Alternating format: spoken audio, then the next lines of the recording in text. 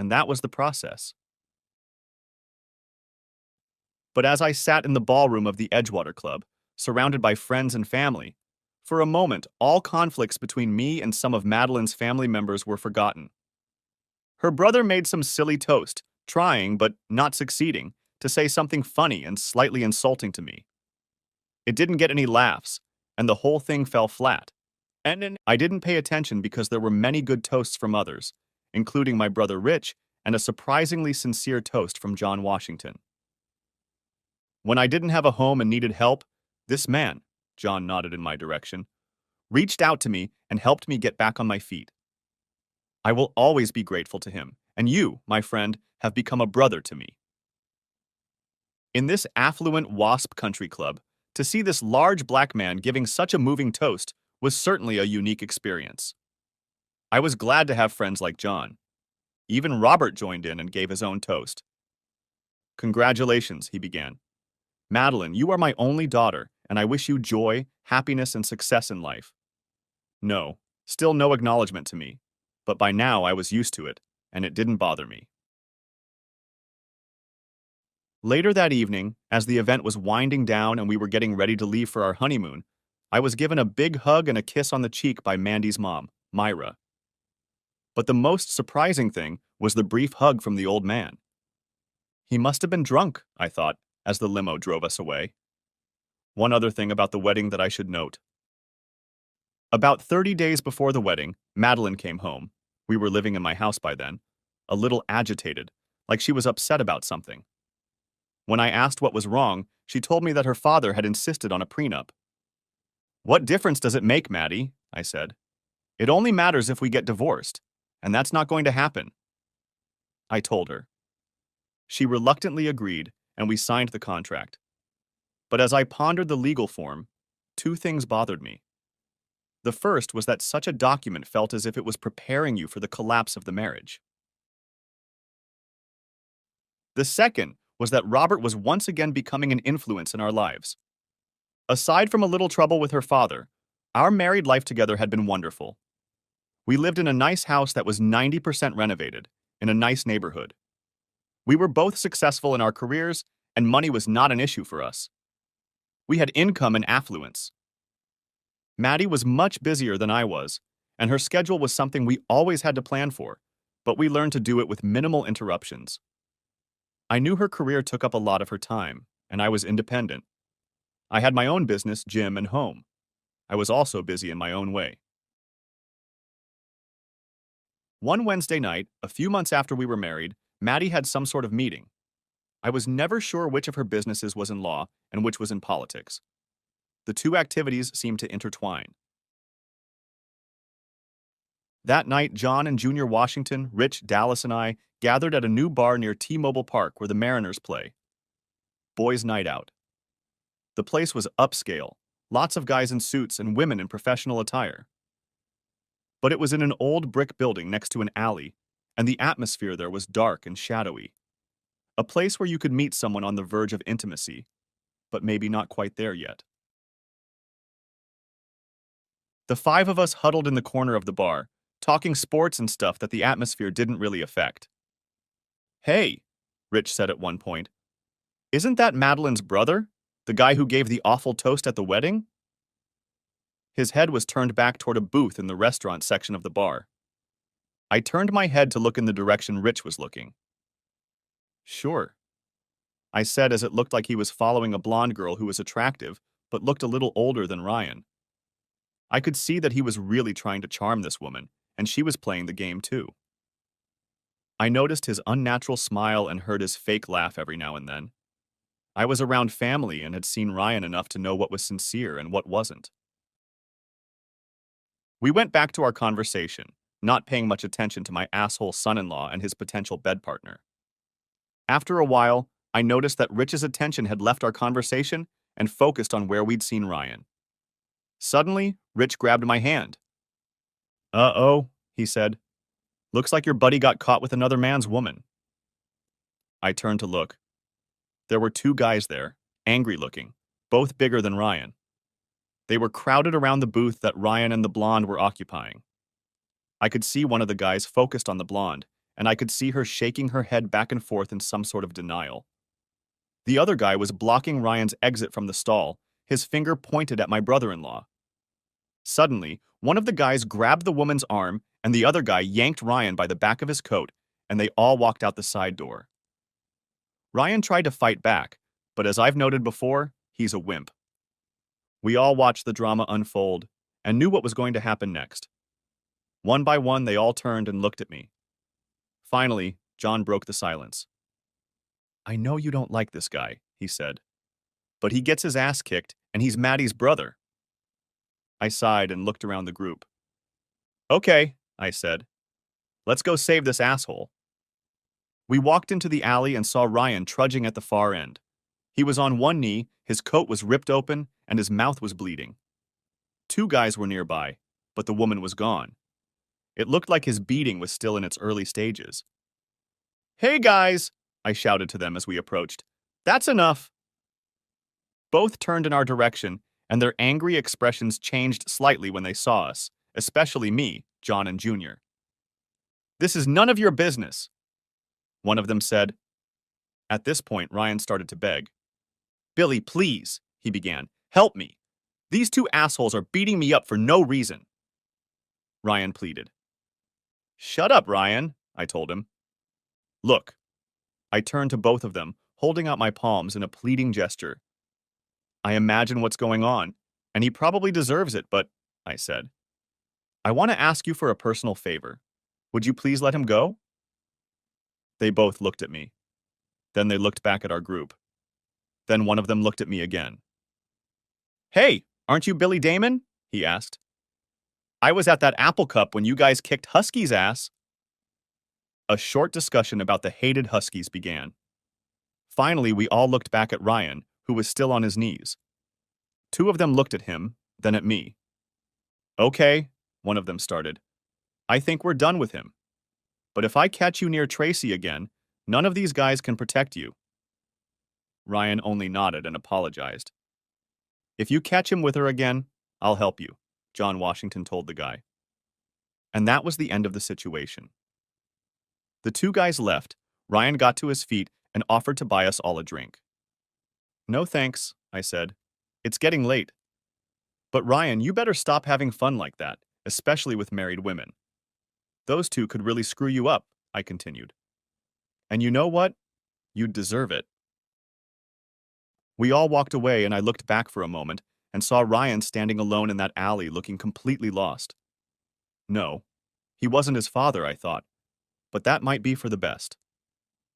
I didn't say a word about the encounter to Madeline or anyone else, but I noticed that Ryan was much friendlier when I met him at family gatherings. He and I never talked about the incident in the alley either, but I appreciated the newfound friendliness. I considered the next year a golden year. My business was doing well. I owned interests in over 20 properties and converted some to direct rentals and sold others. Both my cash flow and my wealth were in good standing. Several financial companies were even looking at me to see if I would be willing to sell all or part of my business. My relationship with Madeline continued to improve. She was happy with her job and some of the political stuff she was doing, and she was doing well. We discussed having children, but she said we needed to wait a while. I probably would have preferred to have children sooner, but I knew marriage was about compromises and sacrifices. The deep thread that Maddie kept talking about was the trust we had in each other. Trust in each other's decisions, trust in each other's goals, and most importantly, trust in each other's honesty. It helped avoid a lot of the silly conflicts that can arise in a marriage. One evening, a few months later, I realized that Maddie had a lot on her mind. She was abnormally quiet, not talking about the details of her day at the law office as she usually did. Finally, over a glass of wine, she told me what was on her mind. "Billy, the election for city attorney is 13 months away. If I'm going to run for that office, I'll need to declare within the next few weeks," she said. I sat back and watched her. I weighed how her running for office would affect us. I would see her even less often than I did now. If that's what she really wanted, I was all for it. I wondered about her father's influence on this decision. I rarely thought about her father and the fact that he resented me. It seemed to me that complaining to my wife about her father was whining. But I had a question for her. Maddie, I began, I just want to ask you, is this what you want or what your father wants? I asked. Upon hearing my question, I saw several emotions flash across her face. One of them was anger. It passed quickly, but it was there. Billy, this is what I really want. I really think I can make a difference in our town. Our current leadership doesn't take crime into account and doesn't protect the taxpayers who pay their salaries, she told me. It sounded less like a cause and more like a campaign slogan. Besides, Billy, she added, I'm really going to need your help when I do this. And I suppose that, without really discussing it, she made her decision. I tried to think positive about the situation. Maybe she could make a difference in our town, and maybe I could help. Later, thinking about it, I almost convinced myself that everything would be okay. At first, I was actively involved in the process. The fact that my work schedule wasn't too hectic helped. There were so many little things that needed to be done to prepare for the election. To become a candidate, you have to fill out and file a declaration of candidacy, meet the eligibility requirements at the time of filing, and be a registered voter in the county. Maddie met all of these requirements. The next step was the official announcement. The incumbent city attorney was a veteran judicial politician named Nord Gustafson. Nord came from an old, wealthy Seattle family. He was a registered Democrat and was not considered a hardcore crime fighter. That weekend, we gathered at Robert and Myra's home in Medina to celebrate Maddie's entry into the world of politics and discuss strategy. In addition to family, Robert invited several people with political experience. After dinner, we continued the discussion around the table. Or, let me correct, Robert dictated the conversation about Maddie's candidacy. The topic should be tough on crime, he reasoned. We should point out how soft the Old North has become and what has happened to our streets and neighborhoods. Now, he continued, we need people to work on the different parts of this campaign. And then Robert began to assign duties to different people. My name was not mentioned. Robert, I interjected, I'm willing to help in any way I can too. He looked at me, not quite frowning, but close to it. Of course, William, he began. I'll find something for you to do. And then he turned away dismissively, as if my contribution had no value. I couldn't escape the thought that this whole process would reflect badly on Madeline and me. On Monday night in the ballroom of the Governor Hotel, Madeline's campaign officially began in a few weeks. Robert knew how to raise money. We had it. I don't know why I said we. I was hardly involved in the process, and the campaign was going to be top-notch. There were brochures, campaign stickers, buttons, and yard signs. The campaign slogan read, "Trust Madeline to get the job done." The implication was that work doesn't get done, and Madeline is big on trust. At first, despite Robert, I worked almost every day at the campaign office in downtown Seattle. The campaign manager was a retired city commissioner named Bud Waxman. Working with Bud, I grew to love him. A few months into the campaign, with the election still almost a year away, Robert organized a poll.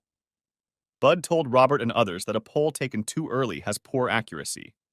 He told Robert it was a waste of time. But Robert went for it anyway. The results did not please him. According to the preliminary results, North was ahead, and according to the poll, he had 60% of the vote. This sent Robert into a frenzy. Bud, he began, clearly angry, you've got to fix this quickly. Look, Robert, I know this is your first election. Don't worry, we still have plenty of time to get our message out to the voters, said Bud to Robert. I looked at my father-in-law as Bud said this and saw his face redden. I knew he was on the verge of exploding. Bud had broken the cardinal rule of dealing with Robert. Never agree with him. I knew firsthand the results of that act. The first few weeks were tense. Maddie and I still carved out some personal time for our relationship, and although it was less than it had been before the campaign, our bond was still strong. Probably a month after the first poll was taken, we were called to Madeline's parents' house for another political dinner. All the same people as before, her brother, her parents, a few close friends, but this time there was someone new. A guy probably about 5 years older than me, about 30. A good-looking man with model looks. Perfectly styled hair, light tan, teeth so white they almost catch your eye, and so confident that you could call him cocky. I had no idea who he was. When we sat down to dinner, Robert stood at the head of the table and announced, "I have some good news to share with our group tonight." Robert began to look left and right. "We're going to step up this campaign." A smile began to spread across his face. "I'd like to introduce the group to our new campaign manager, Brandon Tiffy," concluded Robert, turning to the cute guy and glowering. Tiffy stood up, unsuccessfully trying to feign modesty as Robert continued to speak. Brandon transferred to ISC's Seattle branch from our Washington, D.C. office. During his time in Washington, Brandon gained extensive knowledge of political campaign management. Although Brandon will be working for me at ISC full-time, most of his energy will be focused on the campaign, concluded Robert. After a moment, Ryan asked, "What about Bud?" I wondered the same thing. With his lips tightened and an assumed grim expression on his face, Robert answered the question. "Bud is a dear friend. He had a long and successful career," Robert said. "But in today's world, it was obvious that Bud's traditional ideas," he hesitated, "were a little old-fashioned. Brandon has run several successful political campaigns using modern methods. I think it will be very helpful to Maddie's success." Soon after that, dinner was over, and people began to chit-chat as they prepared to leave. I struck up a conversation with Ryan. "Wow," he said. "I was surprised to hear about Bud." "Me too," I answered him. Robert's fingerprints were all over it. I turned to find Maddie and say goodbye to her. I saw her, her father, and Tiffy huddled together at the far end of the room. I waddled over there. I stepped into the small group. Robert looked up, an annoyed expression flashing across his face as he noticed me, and then, ignoring me, returned to the conversation. "Billy Damon," I said, extending my hand towards Tiffy. Deep in conversation with Maddie, he looked up, and then it was as if he'd been illuminated. His handsome face seemed to light up as he turned his attention to me. Maybe it was the ultra-white teeth, but for some reason his whole face seemed to light up. "Billy," he began, saying my name and squeezing my hand with both of his. "I've heard so much about you," he purred. I could imagine what Robert had said to him about me. After a few brief final words, Maddie and I left. "That was a real surprise," I said in the car on the way home. Maddie sat there without answering, apparently immersed in thought. "Did you know this was going to happen?" I asked. She paused, as she often does, gathering her thoughts and mulling over her answer. "Dad was talking about the change," she said, looking out the window. "He was concerned about the poll results. I didn't realize he was going to do it so soon." I was now sitting in thoughtfulness. Finally, I spoke up. "Do you want this guy, Tiffy?" I asked. "Were you unhappy with Bud?" She answered almost immediately, with a note of surprise in her voice. "Billy, I need to win this election. I have plans beyond this office. Daddy thinks there may be an opportunity to run for mayor in the future. There are times along the way when we need to make a change. Bud was something we needed to change," she told me. It sounded like her father was speaking. I was disturbed by the events of the evening. Her plans for a future political position, the effect it could have on our future family, her father manipulating our lives again, and finally Tiffy. I saw his type and didn't trust him. For now, I kept quiet about these thoughts. For the next few months, life remained fairly monotonous. Tiffy rarely showed up at the campaign office. It was run by a woman on the payroll. Her name was Rose Greenberg. She was efficient and experienced. When Rose came into the office, she'd give you a job and leave. Madeline was rarely home before 9 p.m. on weekdays. Weekends were a little better, but it got crowded. Maddie always assured me that things would change after the election. In the weeks after Tiffy took over as campaign manager, Madeline often mentioned his name. During our evening conversations about the events of our days, She often mentioned Brandon Tiffy. We would often banter about his soap opera looks and make remarks like, "Do you think he wears makeup?" But as time went on, my joking comments about him were no longer joined by Maddie. Our connection became increasingly strained. I tried to figure out if this was a temporary situation related to the campaign, or if it was something more permanent, a change in Madeline and I's relationship. Throughout our marriage, and even before, I had been less inclined to react to every little thing that might have bothered me. I believed that most small issues resolved themselves. Sometimes, you can take a small issue and discuss it to the point where it magnifies. So far in our relationship, this approach was working. I certainly understood that Maddie's busy work schedule combined with the stress of the campaign often had her on edge. I also knew that political office was important to her. When I hinted a couple times that our connection was waning, she immediately blamed it on the stress of campaigning. I hoped she was right. She often hosted political events in the evenings. I tried to attend them whenever possible. Maddie and I would enter the room holding hands and then split up, with her going to the front of the room where some sort of podium was set up, and me retreating to the back of the room as an observer. There was an event at a very active neighborhood association that was unhappy with the amount of local crime.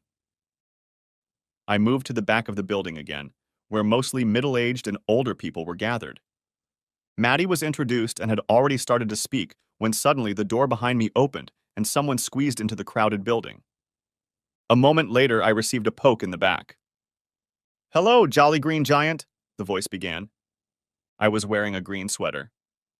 "Why don't you switch seats so we can both see?" she said to me. I looked down and saw a short, dark-haired woman with beautiful eyes and a wide smile on her face. I nodded in agreement, and we switched places in the crowded room. I noticed she had a notepad and pen. Eventually, Maddie's speech and all the questions were over. I knew she would be shaking everyone's hands for another 15 minutes. Suddenly, a short woman turned to me. "Who are you and what are you doing here?" the short woman asked me. "My name is Billy Damon," I began, "and I'm—" "Oh, I know you," she interrupted. "You're the husband." Before I could confirm, she quickly held out her hand. "Lisa Katz, Seattle Times, political columnist." She smiled at me. "Nice to meet you," I said. "How are you enjoying the campaign?" she began. And then it was like she was interviewing me, inundating me with questions at a mile-a-minute pace. But I have to say it was done in a friendly, positive manner, and in that short meeting I liked her. She was attractive, and I'm not very good at identifying such things, but there was a distinct gay vibe coming from her. I usually picked Maddie up myself from events like this, but this time she had to seek me out. I was just talking to Lisa when Maddie walked up. I noticed Tiffy lingering in the background. I introduced Maddie to Lisa, and Maddie turned on the charm as soon as she realized what Lisa was up to. Tiffy, always eager to be the center of attention, cut into the discussion, almost shoving in front of me. The whole impromptu meeting only took about 5 minutes, and as we were leaving, Lisa called out to me. "It was nice to meet Billy," and smiled broadly at me. And then Maddie told me that she and Brandon needed to go back to the office and work on something for tomorrow. Things like this were happening more and more often. I still couldn't shake my dislike and distrust of Tiffy. He reminded me of the backup quarterback who played for the Cougars when I was a senior in high school. The guy had talent and a lot of confidence, but he would often change the game at the last minute and try to play out some sensational scene that made him look good. About half the time the play worked, but the other half had ended up being an interception or him getting knocked down and losing a few yards. The guys on the team didn't trust him, but there was a certain type of girl who was attracted to that bravado. And this guy, I can't even remember his name, tried to take advantage of as many of those girls as he could. I think it was the cocky look on his face that attracted him the most. Tiffy had the same expression. By 11 p.m. I went to bed. Maddie still wasn't home. Later, shortly after midnight, I was half awakened by Maddie fussing around me getting ready for bed. Not quite awake yet, I felt the bed stir as she sat up, and instinctively, in a semi-conscious state, I turned towards her. As I turned, I noticed something. but didn't have time to register it before I fell into sleep. The next day, I was in just my underwear, looking at my iPad, unshaven and unwashed, long before Maddie showed up. I wanted to know her schedule for the day, but Maddie doesn't like mornings. I waited for her to come downstairs. This morning, she was quieter and more hurried than usual. Her glance in my direction as she entered the kitchen was minimal. When I asked her about her schedule, she barely answered me. Is something wrong? I asked, as it felt like more than just a morning grumble. I have a million things to do. I don't have time to go over my entire schedule with you, she began, starting to get worried. And some of us have to look professional during the day. And then she nodded in my direction. We had discussed the difference in our jobs and the difference in professionalism before, but usually it was in a joking manner. This was the first time it sounded like a criticism. I was just looking at her, trying to figure out what was really going on. She paid no attention to me, fidgeting about to leave. As she was walking out the door, I called out to her, "Have a good day." Her response was silence. As I continued to go about my business, I analyzed what had happened over the past 24 hours or so. I knew Maddie could be moody, especially in the mornings, but usually by the evening her mood had normalized and the mild unpleasantness was not brought up. We'll see if that happens today. Something else popped into my head. It was a vague memory that I had no way of grasping. I had spent the day residing part of my garage. Throughout the day, I tried to remember exactly what it was that was lodged in my brain. I hadn't heard from Maddie all day, and when I saw her drive up a little before 6 in the evening, I started to think we could spend a normal evening together for a change. I took 20 minutes to clean myself up and put my tools away. When I entered the house, it was clear she was upstairs. I never got bored of climbing the front stairs centered in the middle of my entryway. Halfway upstairs, I heard the shower running. I quietly walked into the bathroom. I scared her, she said. Billy, no. I have to be in Ballard by 7 o'clock. Brandon will pick me up in 20 minutes. Suddenly, everything changed. Billy, go away! She was truly angry. Grow up and think about something, she added. I stepped out of the shower in silence, but an anger I hadn't felt in a long time was building. I saw a change in my wife that I wasn't prepared for. As I slowly dressed and walked down the stairs, I pondered the changes I had observed. One thought made me stop halfway down the stairs. She was becoming like her father. Suddenly, the doorbell rings. It's Tiffy. Standing in the doorway is Brandon Tiffy, resplendent in his dark suit, starched white shirt, and matching tie. I catch a glimpse of myself in a tattered gray t-shirt, paint-splattered pants, and flip-flop sandals. Some contrast. Billy, what a beautiful house you have, he said loudly. He walked through the archway into the living room, touched the wood trim, and looked up at the crown molding ceiling. It looked like he was mentally taking inventory of my house. At that moment, Maddie came hurriedly down the stairs. Brandon, she began, we have to go. Then, throwing a brief glance over her shoulder, she said, I'll see you later, Billy. I watched them walk away in silence. Through the open front door, I saw Maddie look back at me with a slight worry in her face. Then I saw Tiffy gallantly open the passenger side door for her. And then he looked at me again. The smug expression on his face turned to a smirk as he closed her door. I knew that look. He was challenging me. Sometime in the near future, I was going to have a very frank conversation with Maddie.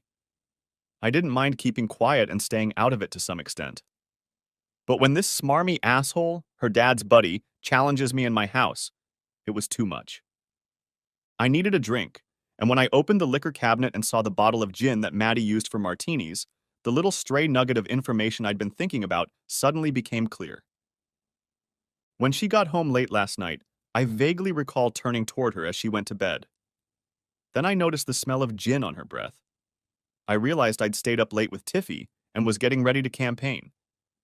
But what I didn't realize was that she'd rather drink with presumably this guy than go home to her husband. We were soon to have that conversation. I ended up sending her a request to meet this Friday at 8 p.m. at our house. I find it ridiculous that I have to work around my wife's schedule. Topic? A few things.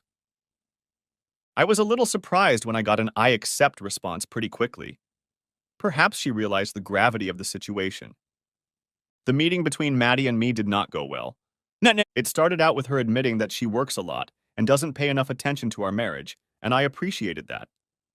But when we got down to specifics, long-term plans, family, her father's interference in our lives, and finally Tiffy, she got defensive.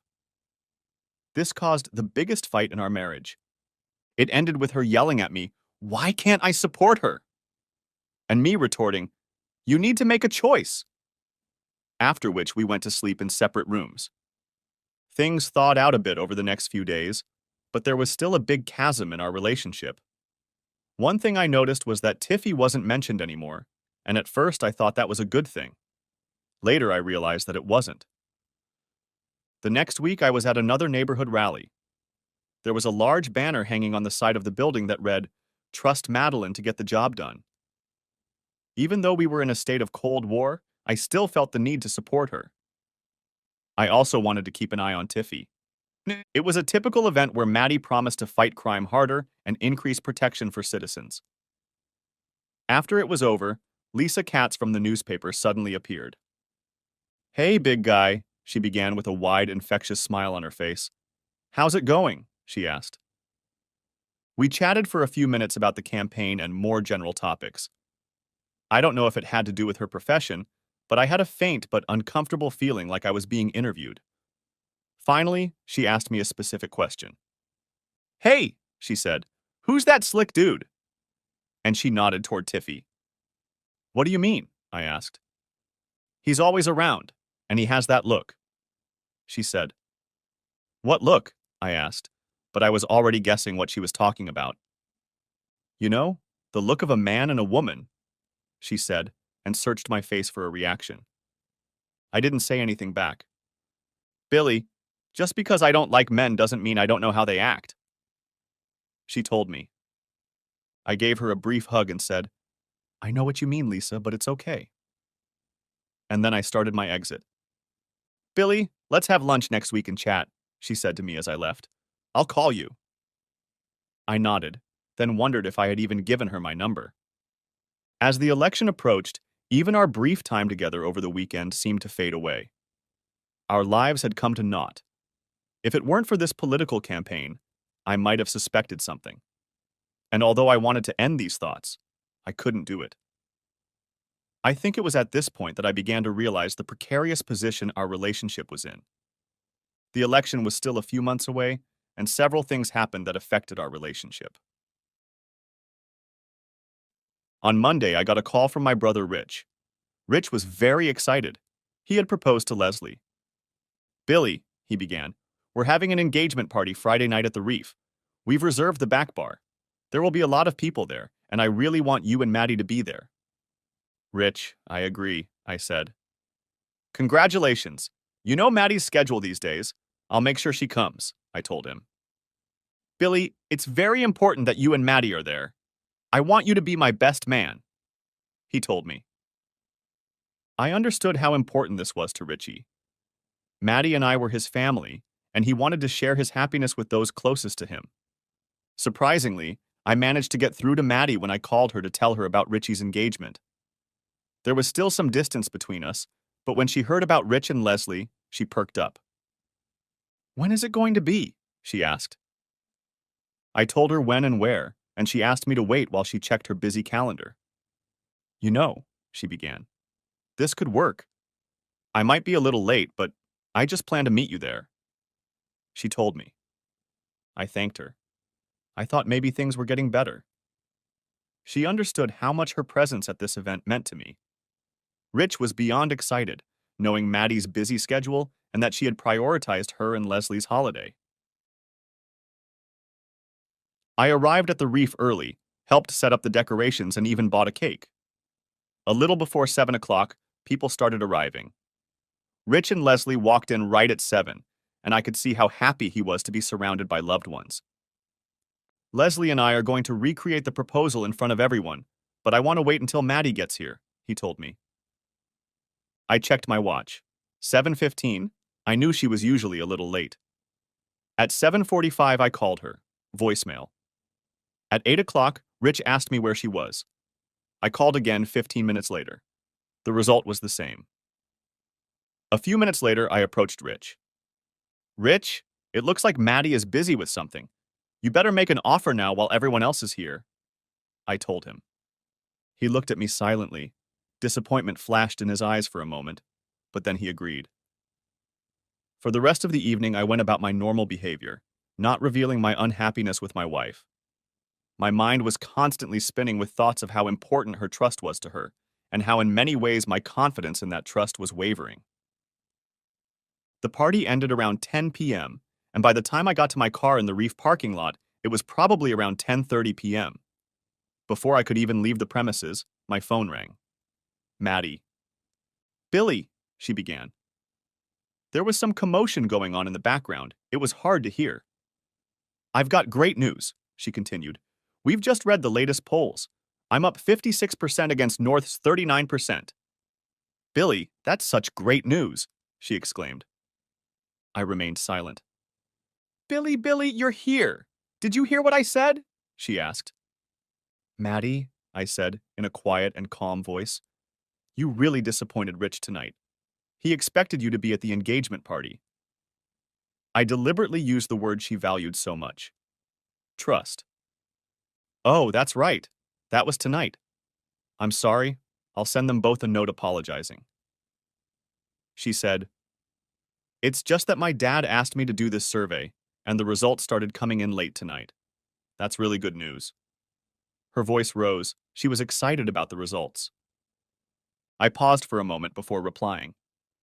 Congratulations, I told her quietly. She could tell I wasn't happy. Oh, Billy, she began. I'll make it up to them. We're meeting at the governor's bar for a celebratory drink. Please come down, she begged. Before I could respond, a voice came. Maddie, let's go. I was sure it was Tiffy. I disconnected the call. I knew that when Maddie decided to run for office, something would have to be sacrificed. I also knew that by marrying Madeline, something would have to be sacrificed even before she ran for office. But so far, the sacrifices I've made have been visible, and Maddie has shown me that she appreciates them. That seems to be changing. I had assumed we would toast the governor, and that would be the end of it. I planned to have a calm but serious conversation on a few topics when she got home. Mentally, I had already thought through what I wanted to say. The problem was that she never came home. I ended up going to bed at 1:30, sleeping restlessly and waking up at 6:45. I checked the spare bedrooms in the entryway. She wasn't home. I got worried. I called her phone and left a voicemail message. Maddie, are you okay? Please call me. About an hour later, I got a message. I'm fine. We'll be home later. My anxiety started to turn to anger, but I kept my cool. Eventually, she came home, looking tired and hungover. Up until a few months ago, I wouldn't have had any questions as to why she had been out all night. On this day, I didn't have that certainty. The one major thing we had talked about in the beginning was trust. Now, cracks were starting to appear in my trust. She came down in her robe after her shower, still looking tired. I just want to spend a quiet day at home. No phones, no interviews, no one needs me for anything. She sank down onto the couch, closing her eyes and pressing her hand to her forehead. I stood in the doorway, leaning against the archway and watched her, silently, studying her. She wasn't going to get off that easy. So what happened last night? I asked quietly. Still the same familiar hesitancy, but this time she was carefully intertwining the facts with what she wanted to reveal to me. Finally, she answered. Earlier in the week, my dad ordered a survey, but Brandon didn't tell me about it. In the middle of the day, Dad came to the office to wait for the results of the poll. To the campaign office? I asked.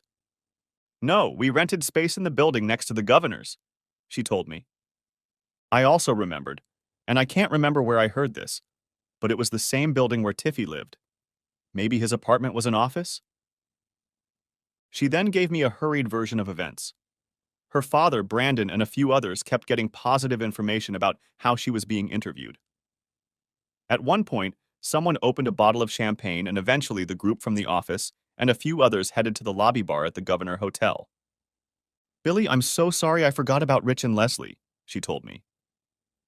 The fact that she had missed Rich's engagement party now began to seem insignificant compared to what else might have happened last night. "Okay," I said.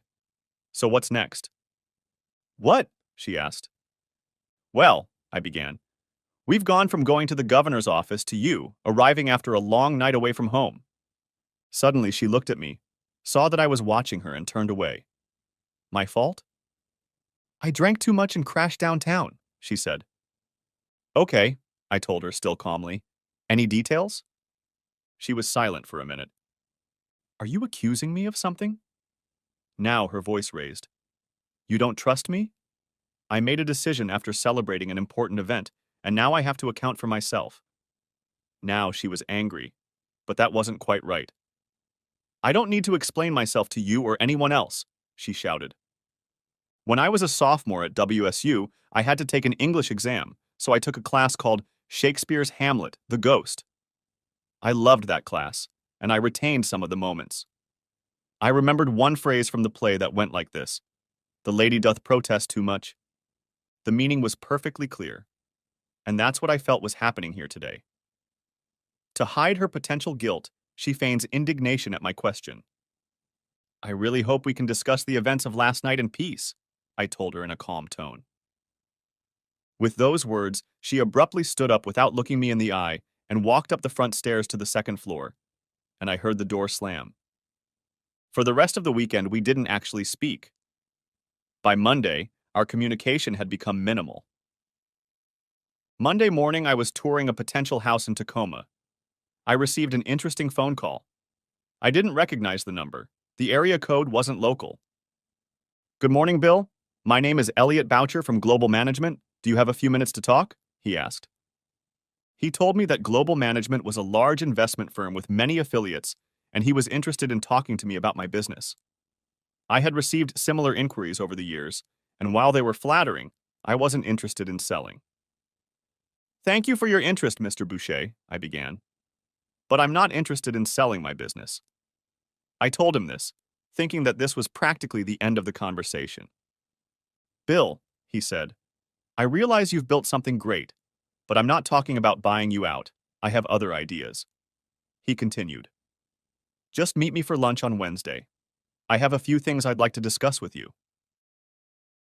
I was curious, so I accepted the lunch invitation.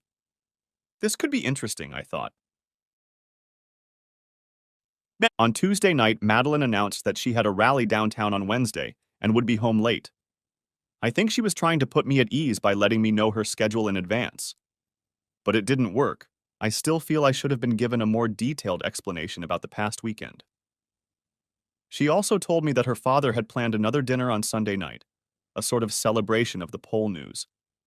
I didn't want to go, but such events were mandatory.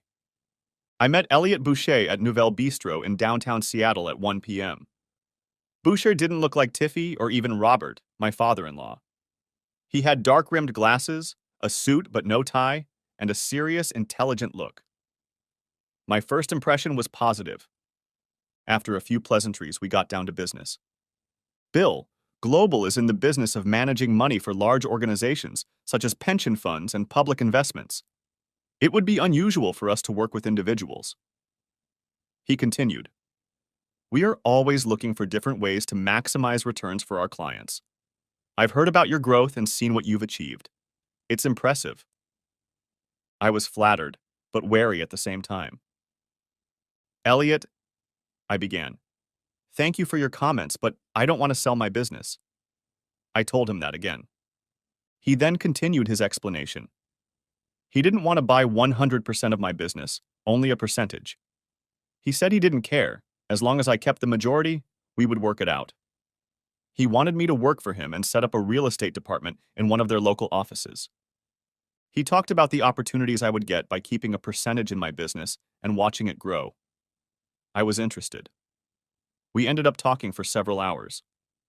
He said he was going to prepare something and give it to me by the end of the week. I was definitely interested.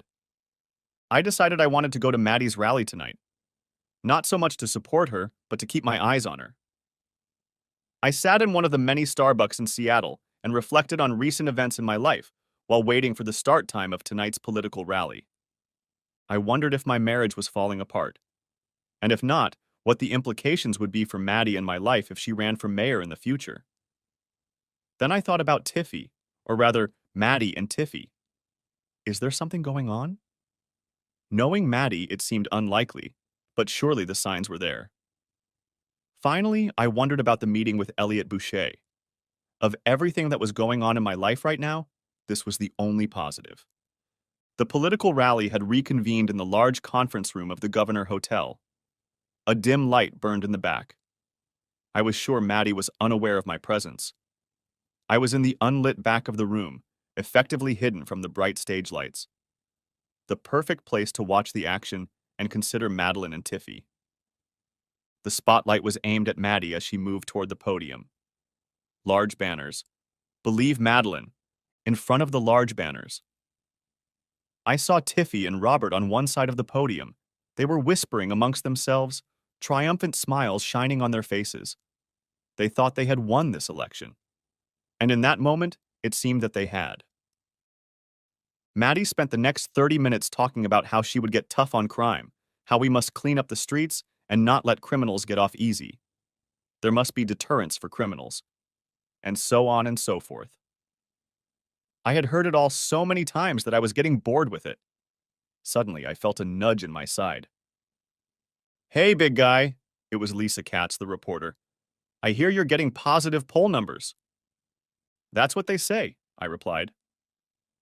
I think Lisa noticed my less than enthusiastic response. She studied me for a moment, her dark eyes scanning my face. "That's not what I'd call a big guy's winning expression," she told me. At that moment, she looked at her iPhone, an incoming call. "I gotta go, Billy. Give me a call. Let's have lunch. I know a great restaurant. You have my number." She looked at me and eventually disappeared into the crowd. Things were getting quiet on stage, and I turned my attention to Maddie. Tiffy was standing next to her and smiling, flashing his white teeth. I saw him whisper something in her ear. A few people from the audience approached her to ask questions. I followed her body language, both of them, Maddie and Tiffy. There was a sense of pleasant familiarity between them. They were cramped in each other's personal space, but perhaps to an outside observer, they didn't look out of place. But I could see the shared glances.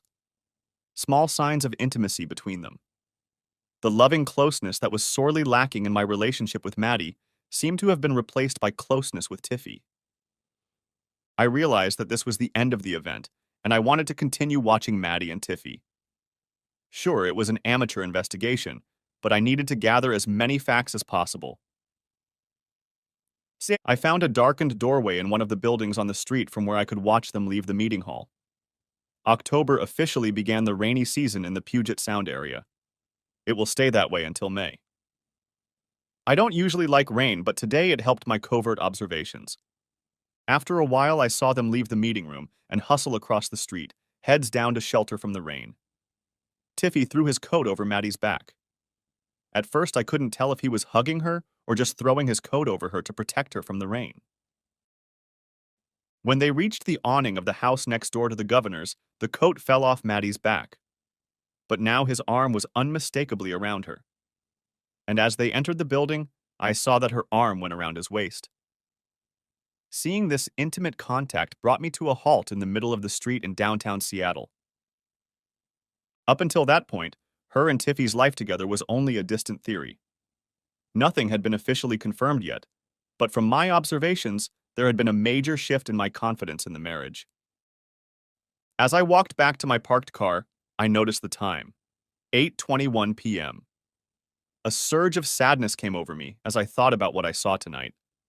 It seemed to me that my marriage to this woman I cared for and continue to care for was slipping away. And slipping away was what she always told me was so important. Trust. When I got home, I was overwhelmed with sadness. There was anger, of course, And for obvious reasons, Tiffy was the main target, followed by Robert. But more than anything, I wanted to talk to her. I wanted to see if there was any way to repair our crumbling marriage. One thing was certain. If I found out she was having fun with Tiffy, it would be over. I planned to have an objective conversation with her and wanted straight answers. But by 10 p.m., sitting and waiting, the fatigue from all the emotions of the day caught up with me, and I fell into a dead sleep in the living room. Waking up Thursday morning, I was disoriented. The events of the previous day slowly resurfaced in my mind. The excitement of meeting Elliot Boucher had been negated by what I had witnessed at the political rally and afterward. I could tell that Maddie was home, but it couldn't have been before 10. 15, that was the last thing I remembered checking the time before I dozed off. The big question was, what was she doing sometime between 8:30 and 10:30 p.m. last night? Over the next few days, I tried to talk to Maddie a few times, but I wanted the conversation to be brief and not rushed. With the phone constantly ringing and her busy schedule as the election approached, the right time kept not coming up. That time would come, I promised myself, and soon. In those days, I was mentally beginning to pull away from marriage. It made me sad just thinking about it, but at some point in any situation where the end may be near, you begin to make alternative plans. I began to envision a life without Maddie. It was a sad thought. By Sunday evening, we still weren't together enough to talk. Tonight was an optional family dinner at Robert and Myra's. Maddie and I went there together, being alone together for the first time in over a week. I knew this wasn't the time to ask her in detail about Wednesday night and what she and Tiffy had done after the political rally. Instead, I told her about my meeting with Elliot Boucher for the first time. She seemed genuinely interested in the event. On Friday, Elliot emailed me his proposal. There were actually different options in the proposal. The one that interested me the most was the one in which Global was buying 67% of my company, at a very generous price. I would then sign a 5-year employment contract to work in a branch office of one of their local offices. The salary package would be in the 6-figure range, and on top of that, there would be a profit share and an annual bonus. I'll have Landon review the offer next week, I told Maddie. Billy, that's exciting, she said, and sighed. Once the election is over, we'll need to reunite. You'll just have to be patient with me. I didn't say anything back. I wondered if there was any chance our marriage would survive. Little bells of hope tinkled optimistically. Maybe it could work out. I promised myself again that if she had sex with Tiffy, it was definitely over. As we walked into her parents' house in Medina, I experienced a mixture of emotions. Her father, Robert, was in high spirits during dinner. The same company was still here. Her family, including her brother Ryan, a few influential family friends, and of course Robert's golden boy, Brandon Tiffy. We all gathered in small groups in the living room for cocktails before dinner. I spent the entire time talking to Ryan. It was a little weird. Ever since we helped Ryan that night in the alley, he had become a much nicer person. Gone was the fake bravado. His humility was refreshing. I noticed one interesting thing. At one point, I saw him looking at Tiffy. Tiffy was talking to one of Robert's friends. The latter said something, and Tiffy burst into fake laughter. It was so obvious that I glared at the smiling asshole. Just as Tiffy's loudness caught my attention, Ryan noticed too and looked up at the loud interruption. I watched the slight expression on Ryan's face turn into a bitter grimace as he looked at Tiffy. I knew that Ryan, Tiffy, and Robert worked together at ISC. I just hadn't given much thought to how they interacted in the workplace. Judging by the look on Ryan's face, I could guess that this interaction was not a positive one. There's an old Middle Eastern proverb that goes something like this: "The enemy of your enemy is your friend." I may have just found a new ally. At the dinner, Robert was in rare form. Buoyed by the positive results of the polls, Robert ranted as if Maddie had already won the election.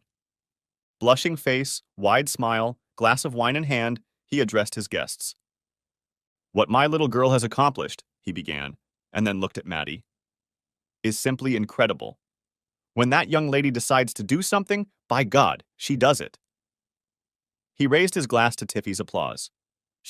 I've never been more impressed with a young person than Madeline, he proclaimed. Sitting on the far end of the table, I noticed the look on Ryan's face. I imagined throughout their childhood, Madeline had always been the favorite child. Ryan had never lived up to his father's high standards. My thoughts were interrupted by Robert's further statements. With the election only a few weeks away, I want to thank all of you for your support. His eyes traveled around the table, never meeting mine or Ryan's. The message was clear. We were overlooked and unneeded. It was interesting. I disliked Ryan for so long that I hadn't noticed his low status in my own family. It made me love him even more. And one person who was instrumental in Madeline's success, Robert continued, turning to Tiffy with an even bigger smile. Brandon, my boy. He patted him on the shoulder. We're all so grateful to you for being here and for everything you've done.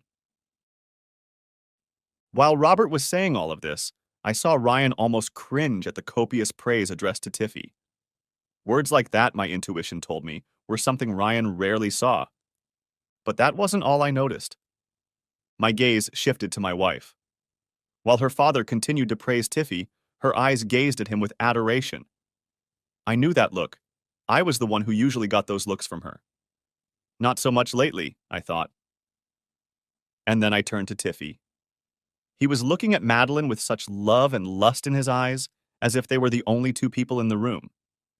My musings were interrupted by Robert. Friends, family, everyone, he announced in a voice that rang throughout the dining room. A toast!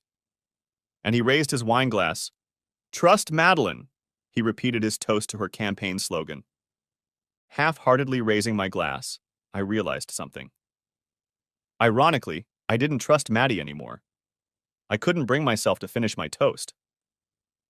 I noticed Ryan, who was still looking at Tiffy without raising his glass, and didn't even join the toast, confirming everything I'd seen today about this relationship. Dinner broke shortly afterward, and I retreated to the far end of the living room in search of privacy, trying to untangle my various thoughts about the previous evening. As I stared out into the dark October night, I was interrupted. It was Ryan. Billy, I need to talk to you. He said it with a slight tinge of urgency. Ryan, what's up? I asked. Not here, he said. He looked around as if he wanted to make sure no one else could hear. Tomorrow at lunch, he told me. I'll get back to you. It's important. And then he walked quickly out without another word. I wanted to leave too. I was sick of Robert and Tiffy and the whole scene. I went to get Madeline. I saw her with her father, Tiffy, and another man I didn't know.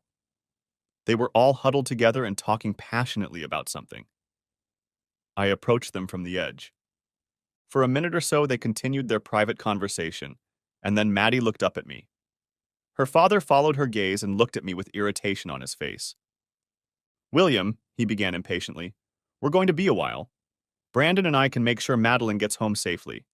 It may be late. He said this and turned away, pulling me aside. Maddie, are you okay? I asked. She nodded. I walked out of the group, and out of the corner of my eye, I noticed the look in Tiffy's eyes, and it took all my willpower not to flick the gloating smirk off his face. Bye, Billy, Maddie called out to me as I left. I ignored her. Up until a week ago, I would have trashed and scandalized her about this evening, but now I was beginning to realize that I didn't really care that much. Maddie was a woman of strong character who I believe felt strongly about me and our marriage, but she was focused on the goal. Add to that her strong-willed father, who had his own agenda, and Tiffy, and the combination created instability. That night, despite my cluttered thoughts, I slept surprisingly well, and by the time I got up, Maddie was gone. In the morning, I received a text message and 2 phone calls. The text was from Ryan, asking me to meet him at Dave's Diner in Ballard at noon. I confirmed to him that I would be there. Moments later, my cell phone rang. It was Elliot Boucher from Global. We exchanged pleasantries, and then he cut to the chase. First thoughts on the proposals? He asked me. I explained that I had an interest and that I was going to have my attorney look into the information. Billy, this is great news, he told me. I want you to meet someone. This is our senior vice president for the Americas, Alan Jordan. How do you feel about Wednesday? Either in person here in Santa Clara or at Zoom, he said. I thought for a moment. With everything going on back home, I'd rather not leave town. I told him Zoom would suit me just fine. He told me to plan for 11 a.m. and he would send me the information. As soon as I hung up, the phone rang again. Oddly enough, it was Maddie. I'm sorry about last night, she told me. I didn't know what exactly she was apologizing for, but there were several options. Before I could respond, she asked how I was doing. It was weird. Even at our best times, it seemed uncharacteristically polite. She must really feel guilty about something or someone else. Things are actually going pretty well at Global, I told her. We briefly discussed the possibility as we drove to her parents' house on Sunday. Elliot wants me to meet a guy named Alan Jordan on Wednesday this week, I added. Pretty quickly, almost with excitement in her voice, she asked when I was going to leave. I was about to tell her it would be a meeting with Zoom, but hesitated. Then I told her I would be in the Bay Area on Wednesday and would be back on Thursday. She wanted to know all the details of my trip. Pretty weird. I began to ponder why this information was so important to her. I told her I would contact her about it. I began to formulate a plan. If there was something going on between her and Tiffy, I wanted to find out as soon as possible. I was curious about the lunch meeting with Ryan. He and I had never socialized except for family events. But like I said, lately he seemed like a much more humble and decent man than the cocky reflection of his father he was trying to be. Billy, I have to tell you that you helped me change my life, he began. Change your life? This was getting weirder and weirder. After the night you saved me, when those guys were beating me up, he said, I started to evaluate my life. I started thinking about the lives I might have ruined by getting involved with all those women, especially the married ones. I thought about the families, the children, and the people I might have hurt for my cheap thrills. I felt disgusted with myself. Wow, I thought. At first I thought he was kidding me, but no, he was serious. He was almost crying. I was confused and couldn't find the words. I just wanted to thank you for helping me reevaluate my life and my values, he said. I told him you were welcome. And then there was a pause. I wondered why he couldn't just tell me that after dinner at my parents' house. Ryan took a deep breath and continued. Billy, there's more to it. You need to know more, said Ryan. Okay, I thought. Whatever he was going to say, he had me interested. 1. Brandon Tiffy is an arrogant jerk, and my dad thinks he can do no wrong, said Ryan bitterly. I agreed with that. 2. And you probably know this. You, he paused, were never my father's first choice as a husband for Maddie. Yeah, I knew that, and probably wouldn't even make the top 100. Finally, no matter how independent Maddie was, my father always had a great deal of influence over her. Her marriage to you is one of the only things she did against his wishes. He told me. Okay, I said.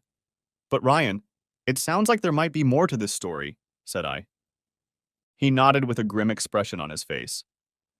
Maddie and Brandon are together a lot. You know, ISC, our company, has an apartment for out-of-town clients at the Regis next door to the Governor Hotel. I nodded affirmatively. I knew that. But you might not know that's where Brandon lives. It's also their unofficial private campaign office, he continued, and my sister and him go there a lot. And Billy, they're usually alone. I haven't seen anything specific, but I've seen them together. I've also seen my sister over the years with guys, and of course you. I know her looks, and I've seen her look at Brandon the same way. He told me. I sat back and digested what Ryan had said. Even though none of this really surprised me, it still hurt.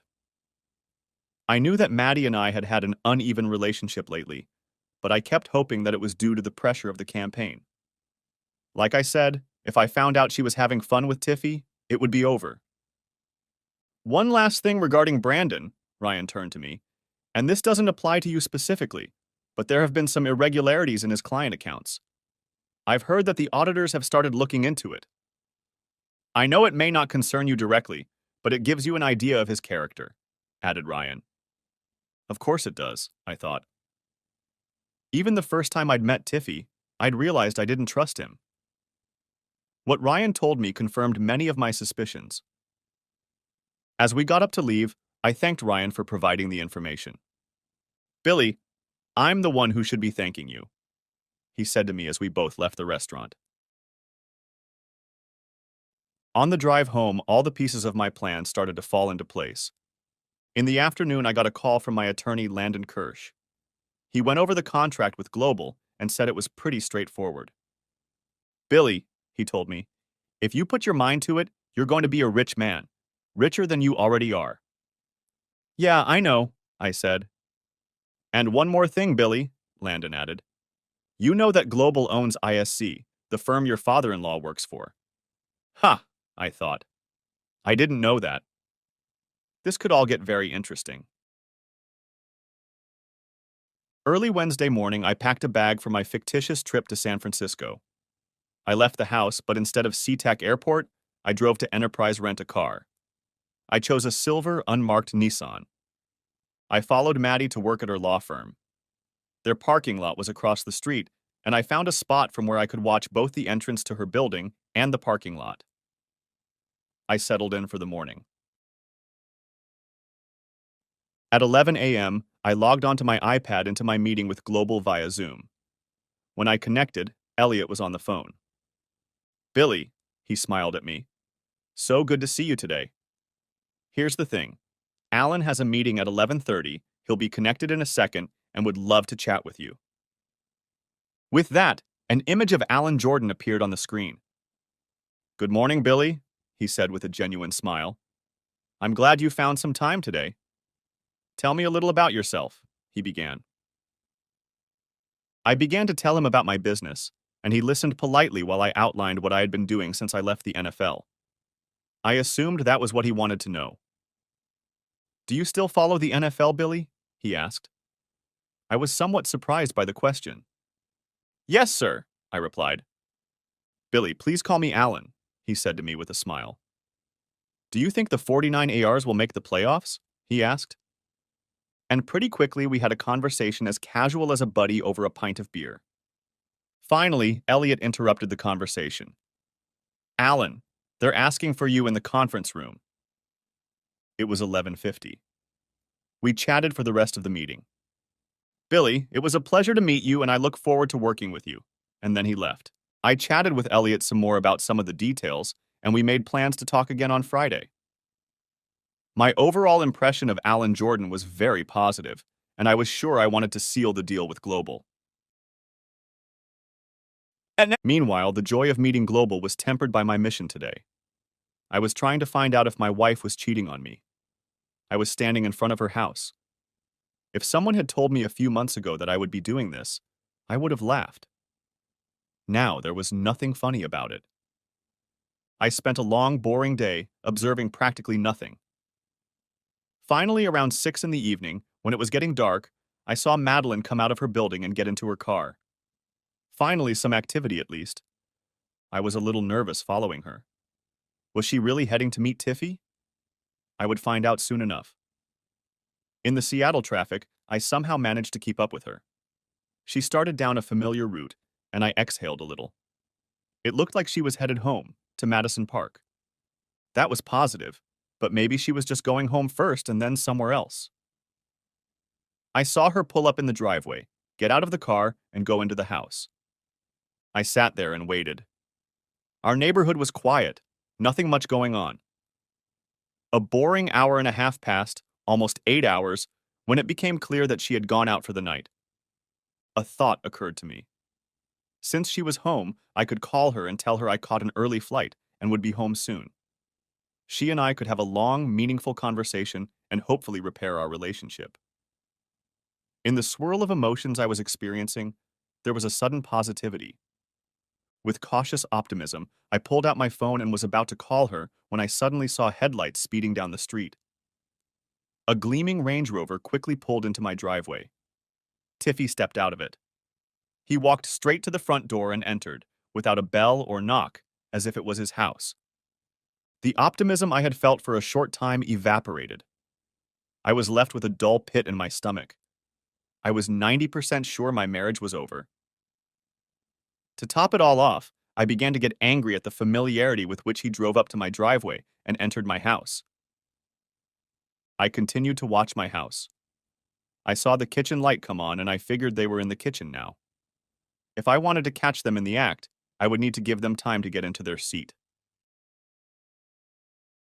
After 20 minutes, I saw the lights in the kitchen go out, and then the lights in the interior of the house came on and went out. Presumably, they were coming up the stairs. Soon I saw that the light was on in the master bedroom, located at the end of the hallway on the second floor. Is she having fun with him in our bedroom? After a few minutes, the light in the bedroom dimmed. Okay, I thought. Let's give them 10 minutes and then barge in and confront them? I began to think deeper and darker. The seeds of an idea began to dawn. When I bought this house, there was a lot of stuff left over from the previous occupants. Much of it I had already thrown out, but the basement was still a work in progress. I remembered the fishing tackle in the storage closet in the corner of the basement across from the laundry room. Yeah, I thought, that could work. I waited, giving them another 15 minutes. I went over the plan in my head, looking for flaws. I couldn't find any. Quietly, I got out of the Nissan and headed for the side door farthest from the master bedroom. I knew every creak and squeak in this house. I knew how to navigate every sign. I crept silently inside and headed for the basement first. Using my iPhone flashlight, I found what I needed without turning on any lights. There was a back staircase in my house. At the very top of the stairs were the old servants' quarters. This room was now being used for my office. I was very familiar with this old, narrow staircase and I crept up it, avoiding the noisier steps. Slowly and cautiously, I made my way silently down the hallway to the main front staircase. From the hallway, muffled sounds from the far bedroom reached me. I didn't need any other proof of Mandy's infidelity. What I heard could not be explained in any other way. Discreetly, I attached clear fishing line to the far post at the top of the stairs, about 6 inches from the ground. Then I tied it tightly around the near post, also about 6 inches off the ground. I tested it, and it was taut. Last, I turned the bulb in the sconces in the hall. Even when they turned on the switch, the bulb didn't light up. I went down the back stairs, went out the back door, and went to the far side of the garage. Then I made a phone call. Hello? Billy? Hi, Maddie. My voice was cheerful and upbeat. Good news. They put me on a late flight. I should be home in a few minutes. Are you home? I asked her. I heard her mumble something and hung up. I had to get the timing right. Then I crept up the back stairs and watched from the alcove in the hall. There were loud voices and noisy activity coming from the bedroom. I could imagine what was going on in there. Suddenly the door swung open, and I saw Tiffy in just socks, with his clothes clutched in his hands, running toward the stairs. I also saw Maddie heading for the hall bathroom. Washing off the evidence, I assumed. As Tiffy started hurrying down the stairs, the fishing line caught his bare foot, just as I had planned. He did a full somersault before falling to the bottom landing. I quickly cut the fishing line from the poles, slipped them into my pocket, and rushed down the back stairs. Halfway down the stairs, I heard his wounded cry. I hurried back to the rental, grabbed my unnecessary bag, walked to the front door, and entered. The inside of my house was in chaos.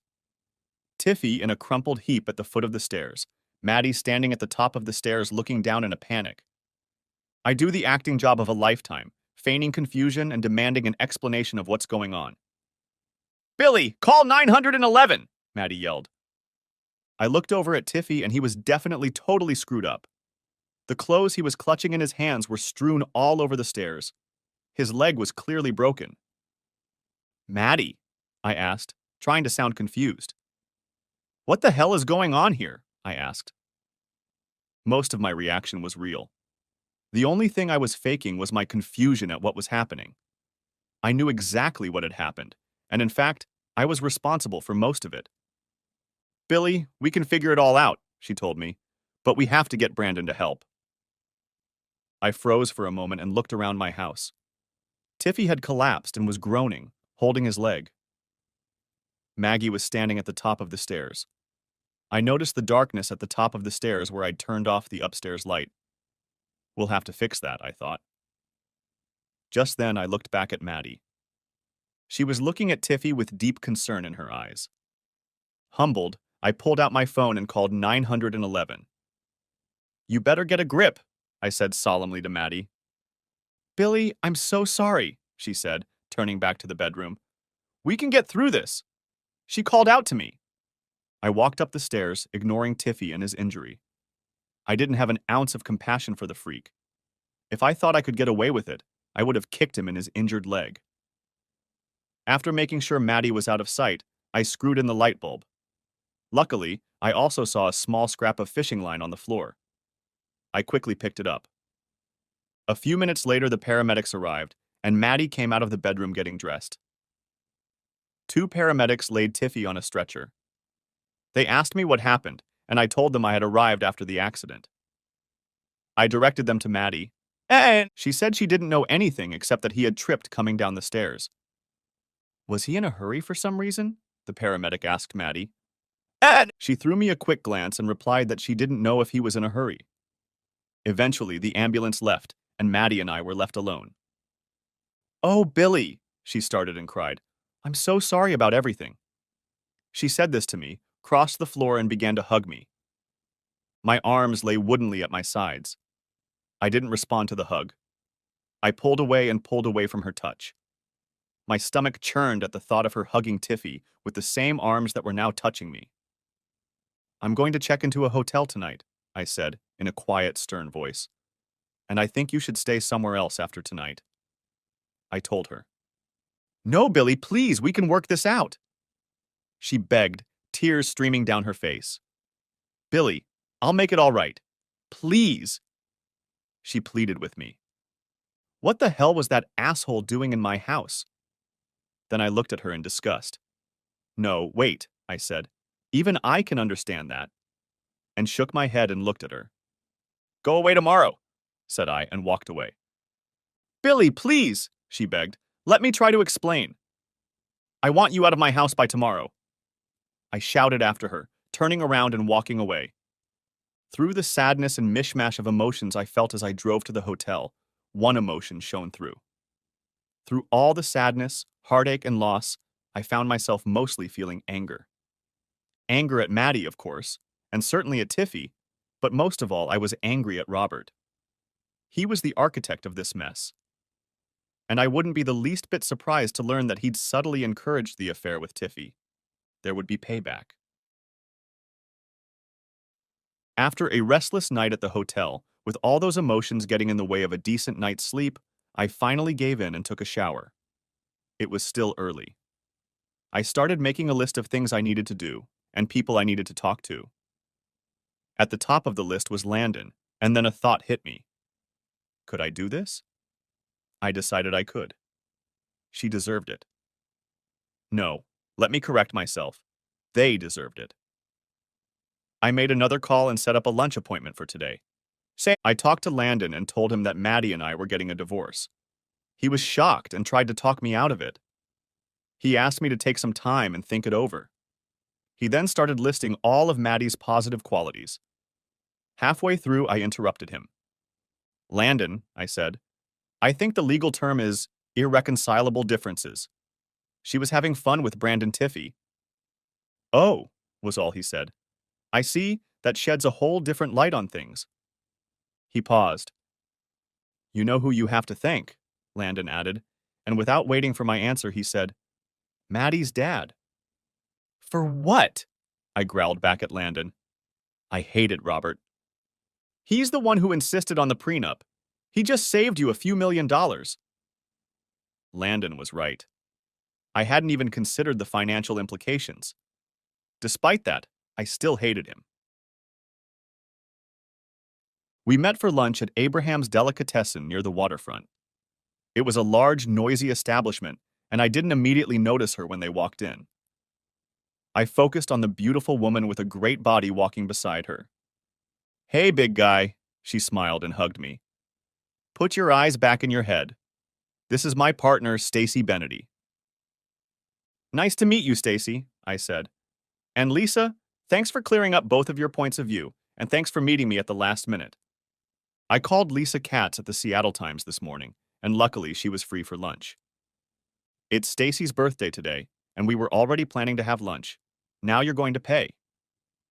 She laughed and told me. We looked over the menu, and after a moment she turned to me with a curious look on her face.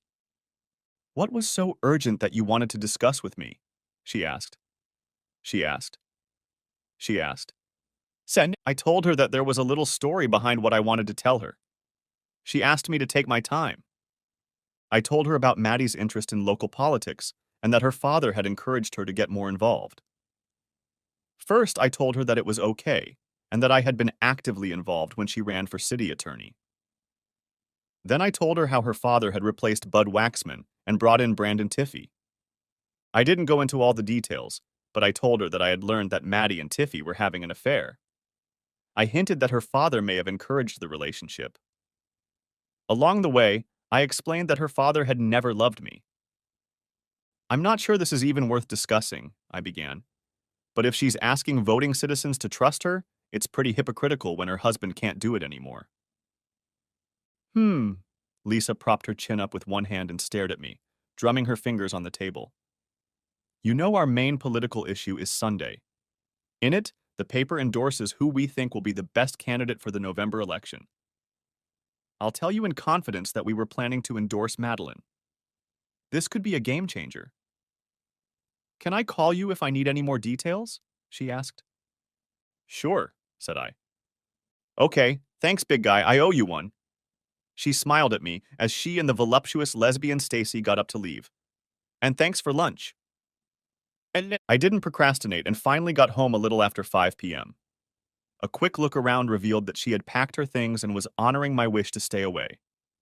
I still hadn't heard from her, nor had I heard from Tiffy. Good, because I didn't care. The next day, Elliot Boucher from Global called. We discussed the proposal and a plan of how to proceed. The numbers were all pretty straightforward, and Landon told me I would become a rich man. "One more detail," Elliot began, "is your employment contract with Global. I found an opening at one of our local companies. Alan wants you to take a senior position. Don't worry, I'll instruct you." "How about we set a start date of November 10th?" he asked. Later that day, I received a text from Maddie asking if we could meet and sort it all out. I wanted to reply, "Deal with the fact that you had fun with that asshole in our bed." But I didn't. I needed time to sort out my feelings. I kept wondering if there were any circumstances under which I could forgive her for what she had done. And no matter how many times I looked at the situation from different angles, I eventually came to an answer to that question. What she did was unforgivable, and I could never trust her again. Despite that conclusion, I still wasn't ready to talk to her. Not ready yet. I let her know that. On Saturday, I got a call from her brother Ryan. "My dad is furious," he told me. "He partially blames my sister and Brandon, but for some reason he blames you." He continued, "My sister is upset, and my dad keeps telling her to keep her cool until after the election. After that, he says, we can work out the problems in the marriage. My dad is so focused on this election that everything else is taking a back seat." Ryan commented. "He even told her that she deserves better than you." That was like the Robert I knew so well and hated. It led to a big fight between Madeline and my father. I've never seen her so angry with him. "What happened to that asshole, Tiffy?" I asked Ryan. "He's still in the hospital. It's pretty bad. They say it will be months before he can walk unaided," he told me. "One more thing, our compliance department is scrutinizing his client account. I've heard there are irregularities in there. Not even my father can keep him out of it." The emotion I experienced upon learning about Tiffy is called Schadenfreude. Strictly translated, it means to rejoice in another's grief. What a beautiful word. Another weird thing, Ryan told me. Brandon insists he tripped over something when he was coming down the stairs. Madeline doesn't know what he's talking about. I was glad it was a phone call and couldn't hold back a smile. I thanked Ryan and started thinking about how I really needed to talk to Maddie at some point. Just not quite yet.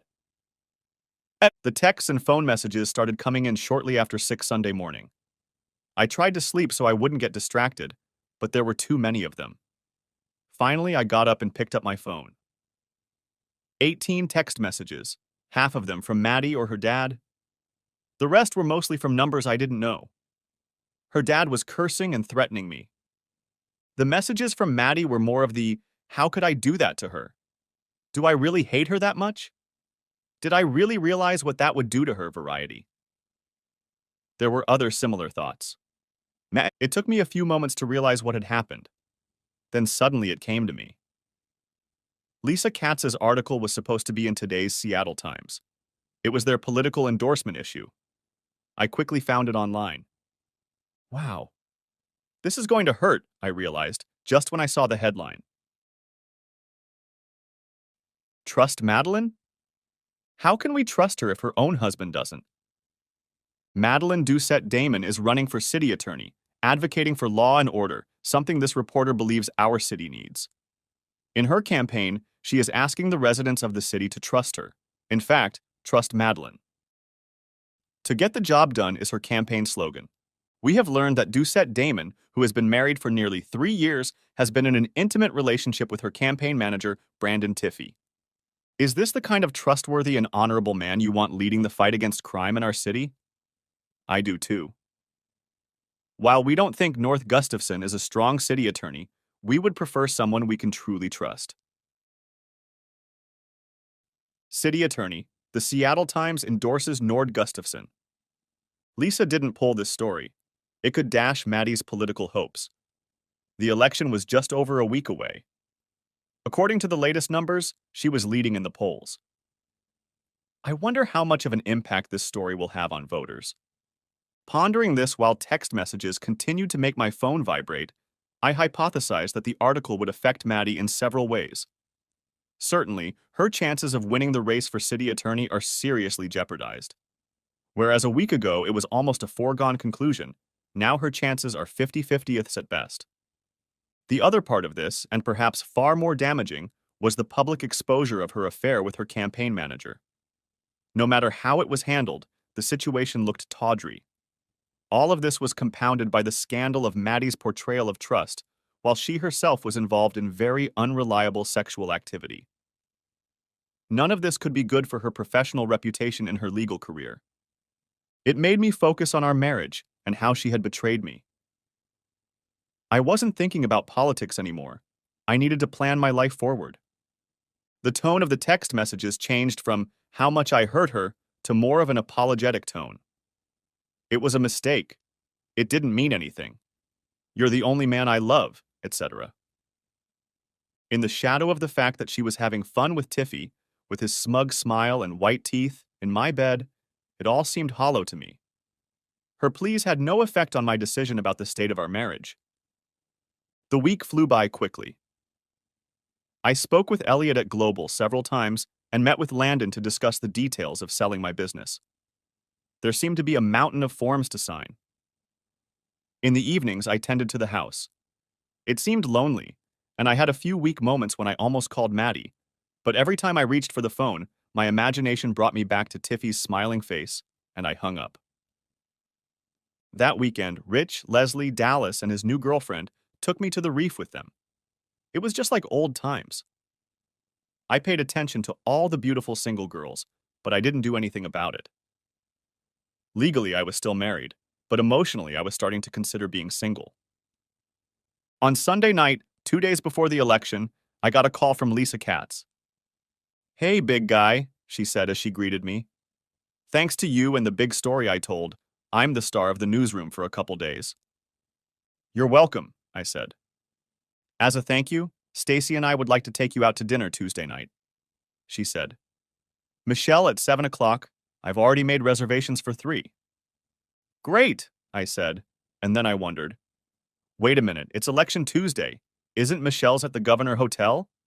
That's where Maddie and her election party will be, said I with slight trepidation. Exactly, Lisa said. I'll see you there.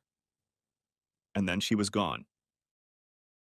Michelle's restaurant was in the front lobby of the Governor's, and Maddie's election party was on the mezzanine level, 1 flight of stairs above.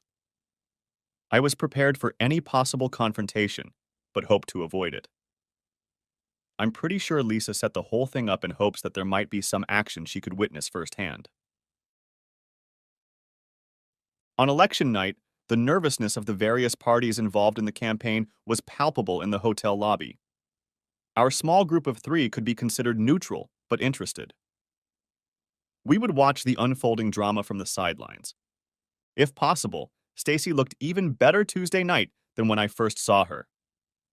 Lucky Lisa, I thought. We started with cocktails and then moved on to appetizers. Don't worry, big guy, the Times will pay that bill tonight, Lisa informed me. It became clear that she was in no hurry to go anywhere.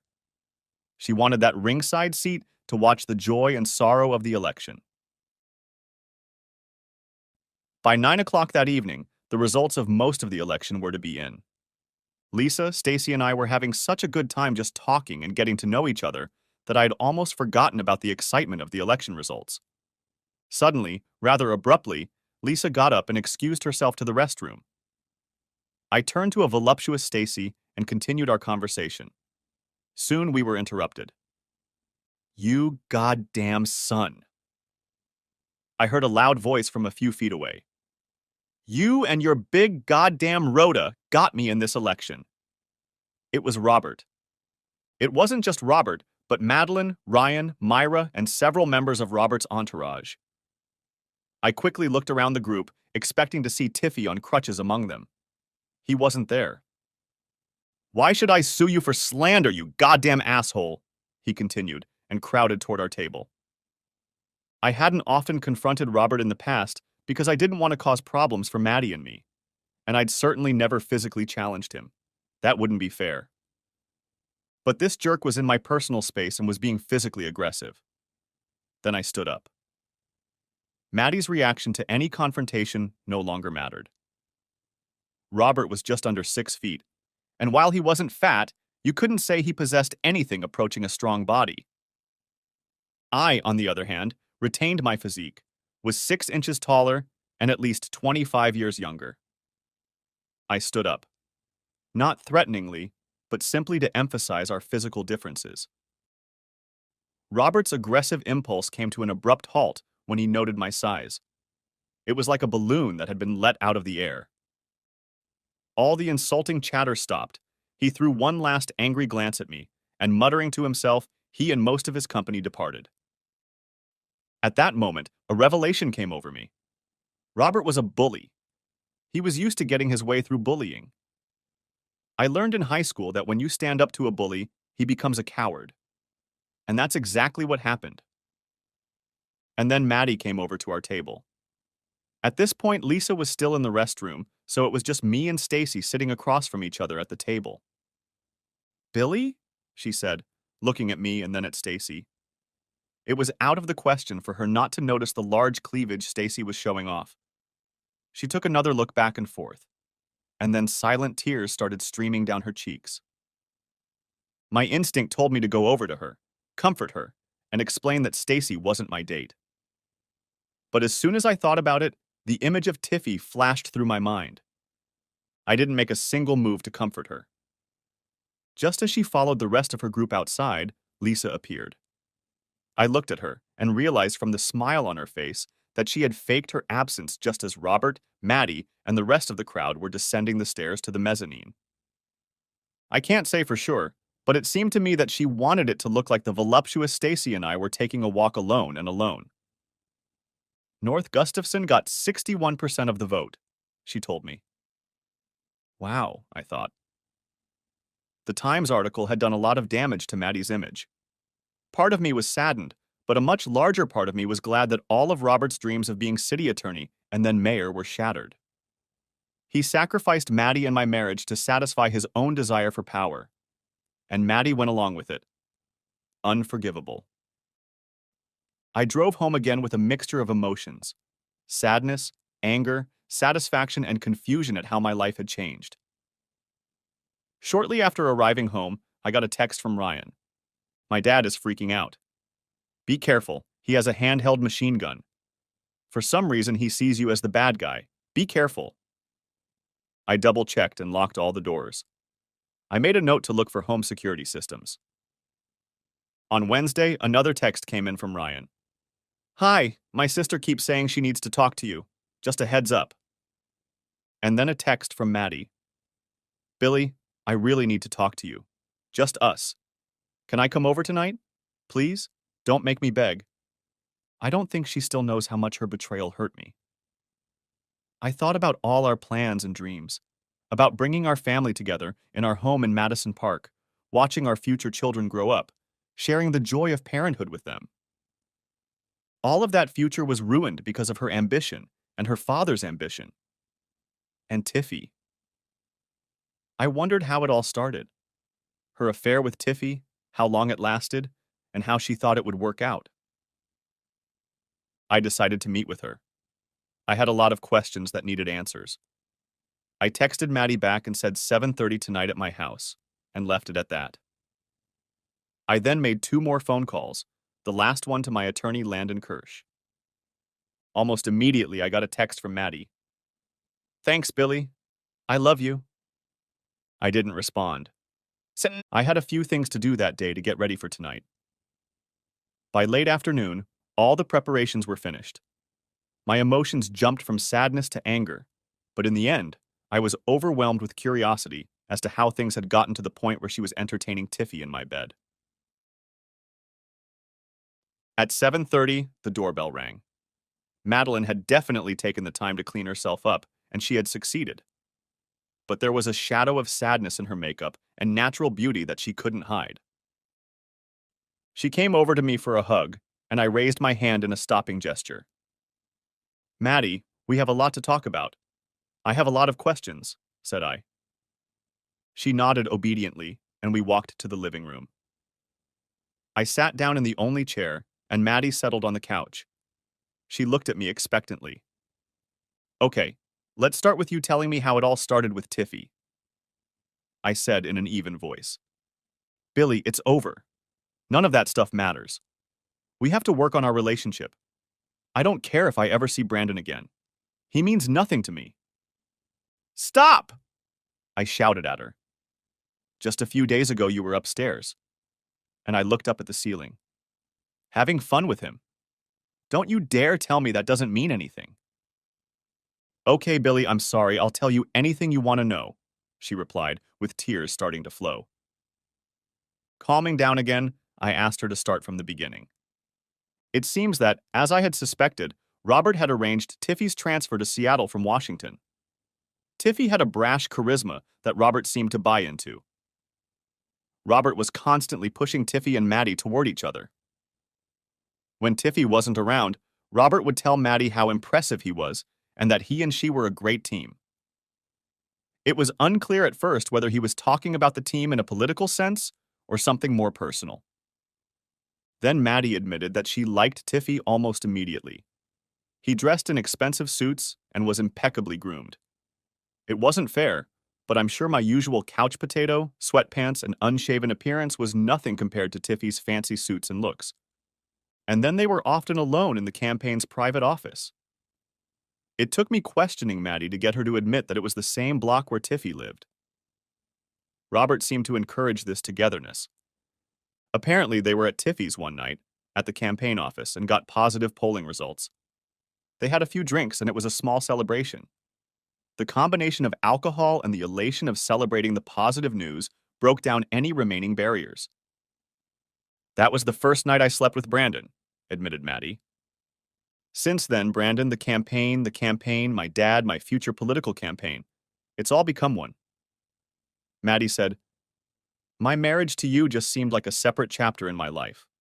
I knew the affair with Brandon would end as soon as the campaign was over. Then I would be with you and live the life we talked about. She told me this amidst new waves of tears. She looked at me and started to get up to walk over to me. Wait a minute, I said, her sadness not affecting me. How is it that you and Tiffy ended up in my house and in my bed? Brandon always wanted to spend the night with me. When I found out you were going out of town, it was supposed to be our last night together. Brandon insisted on having it at our house. I don't know why. I knew why. He wanted to have the ultimate victory over me, to take my woman in my house and in my bed. Too bad he broke his neck falling down the stairs and not just his leg. Billy, you know the rest, she said, looking at me pleadingly. The most important thing right now is that we have a clear path forward, she added, looking at me hopefully. I glanced at my watch. About 2 more minutes. I stood up. I'll be right back, I told her, lingering. A moment later, the doorbell rang. Madeline, would you mind answering it? I called out from the kitchen. Muffled voices and a thin cry were heard from the entryway. I walked in and saw Maddie standing in the doorway, stunned. She knew from her legal career what the process of being served was like.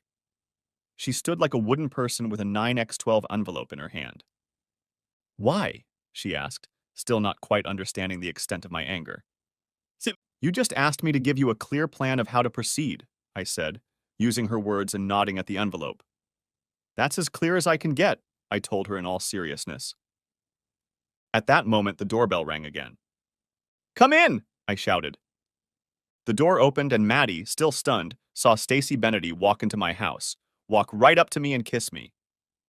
I'm going to go get a glass of wine before we go out, Stacy said, completely ignoring Maddie, but at the same time showing her awareness of where the kitchen was and where the wine was kept. Maddie stood with her mouth open and an envelope in her hands, shocked, watching my interaction with Stacy. Stacy, Lisa, and I had rehearsed this whole farce this afternoon. I called Lisa and reminded her of the favor she owed me.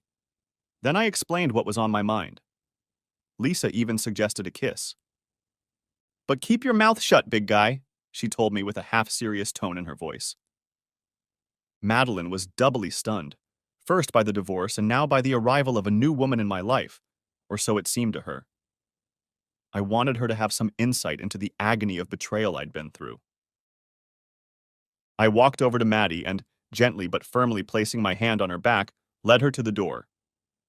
Billy, why? She asked, stunned by this turn of events. Maddie, I just stopped trusting you, I said.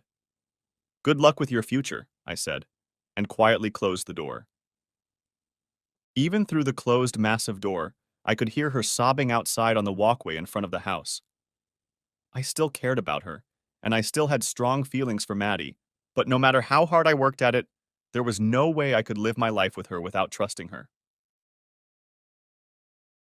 Next chapter.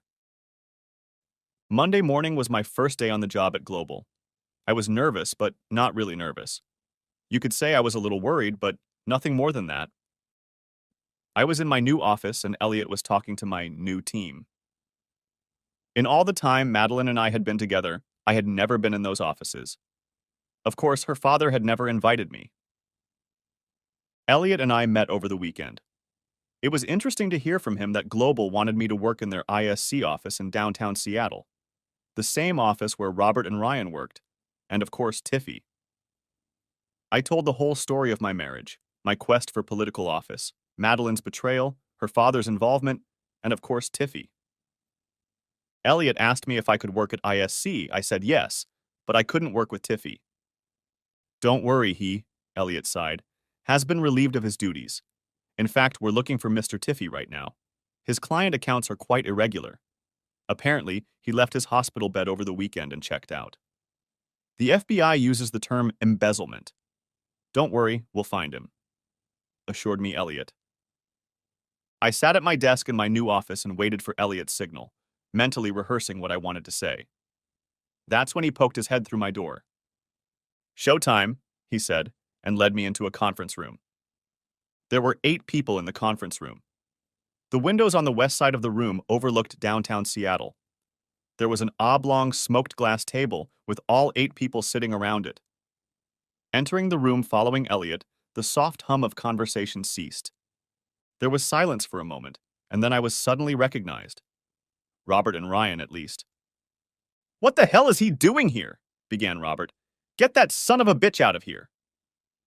A quick, stern look from Elliot Boucher interrupted Robert's surprised comments. "Everyone," Elliot addressed the group, "meet our new sales manager, Billy Damon. Global recently acquired Billy's real estate company, and Billy has agreed to become our real estate investment manager." Elliot continued. "As we move forward in today's financial world of unprecedented opportunity, we know that a significant part of our strategy will be focused on increasing the value of real estate. Billy's experience will help us navigate the world of real estate and capital." Robert's face, already flushed, turned even redder. The rest of the group, including Ryan, looked interested and open to the new strategy. "Billy, meet your team." Elliot made a sweeping gesture around everyone in the room. I took a deep breath and stood next to Elliot. "Thank you, Elliot," I began. "I look forward to meeting each and every one of you. Some of you," and I nodded towards Ryan. "I already know." I smiled. "The real estate business has been a success for me, and I expect the same success here at ISC. I know you've worked mostly with stocks and bonds, but I believe that real estate combined with traditional investments can provide a lucrative return for everyone." I turned to the group, looking everyone in the eye except Robert.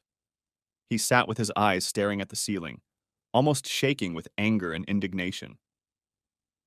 "I'll meet with each of you individually to discuss strategy," I said. "But in the meantime, I'll ask for a weekly activity report to see how you're doing." I told them. "The report is due every Monday by 8 a.m. No exceptions." Robert was in a quiet rage. "So," I began, "if nothing else, that's all I had for our group this morning," I said, walking out of the conference room. Elliot joined me in the office. "So," I asked, interested in his opinion, "how did I do?" "Not bad for a first-timer," he began. "Maybe a little heavy, but that's okay. One thing might help me in the future." Bang! A loud, uncharacteristic sound came from somewhere on the side of my office. Elliot and I got up to find out what was going on. Alarmed footsteps sounded in the hallway. Suddenly, there was a shout and more shouting. We followed the commotion.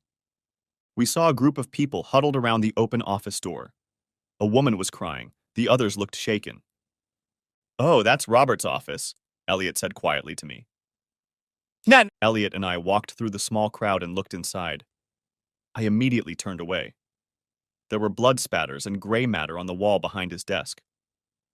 Robert's body leaned back in the office chair, the gun still clutched in his hand. "Someone call the police!" Elliot shouted. "Everyone else to the conference room. Andrea to building security. We need someone to guard the office door." The small group settled back around the conference table under very different circumstances than when we had been here just a few minutes before.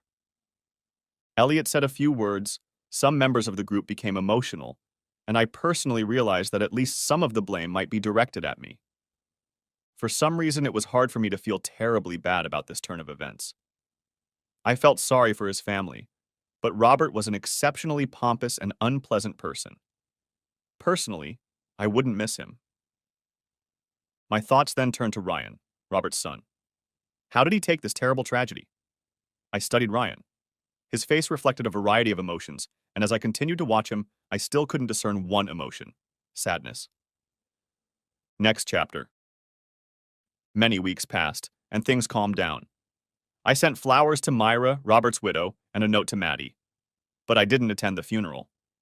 My note to Maddie triggered a new flurry of "we need to talk" messages, but I ignored them all. It was over, as painful as it was. Professionally, I was doing well and enjoying corporate life. And as Landon had informed me a few months ago, I was rich. But I was also bored. It was now Saturday night, and I was still unpacking boxes from when I first moved into the house in Madison Park.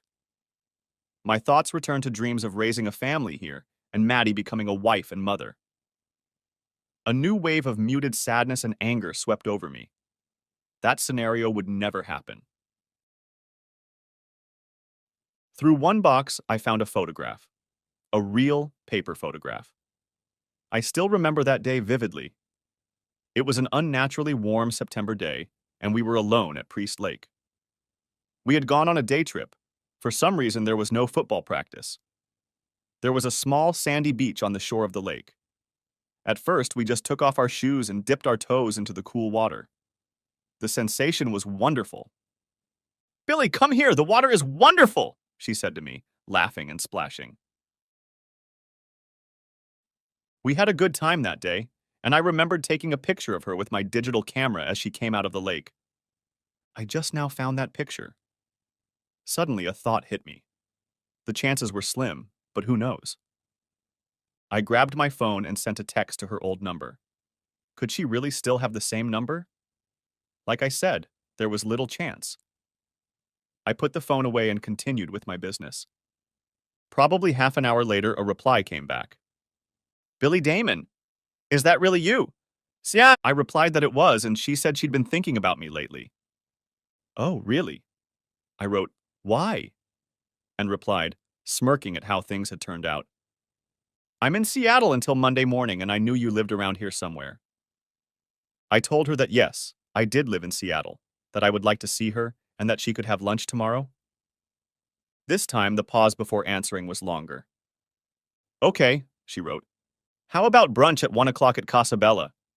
It was a nice bistro where we could have some privacy, I thought." "That won't work. You know how our schedules are." "How about 11:30? There's a Red Robin nearby. I'll send you the address." Red Robin was a pretty casual establishment, but that's okay. I'll meet her in the dining room if that's what she wants. I was excited. I knew it was only the first step, but Chrissy and I had always had a strong bond. The thought of Chrissy and I being together again entered my mind. The excitement made it hard for me to sleep that Saturday night. I got there at 11:30. It wasn't crowded at the door, but as I quickly looked around at the faces, I saw Chrissy, beautiful as ever, waving at me among the people. I excitedly waved to her, and just as I got closer, I noticed a smiling, dark-haired guy with glasses next to her. She was holding his hand. He had a baby in his arms. I tried to hide the surprise on my face. "Billy," she said, "how long ago it was?" and hugged me, quickly pulling away. "Billy, this is my husband Wes and our daughter Audrey. She's almost 9 months old and she's already crawling," she told me. "You knew I was married, didn't you?" she asked, perhaps sensing my momentary confusion. "Of course," I lied. As my distant fantasies of a life with Chrissy crumbled, I realized I had to do the right thing, bought them lunch, and was pleasant. I hated to say it, but Wes was a really nice guy, and deep down I was happy for Chrissy, but sad for myself. No, unfortunately this story ends without me finding a new love, but I guess that will be in the next chapter. Hopefully it will be a little shorter next time. The end. If you haven't watched the first part of this video, the link will be in the description. Thanks for watching, I hope you enjoyed it, so subscribe to my channel and watch the next video.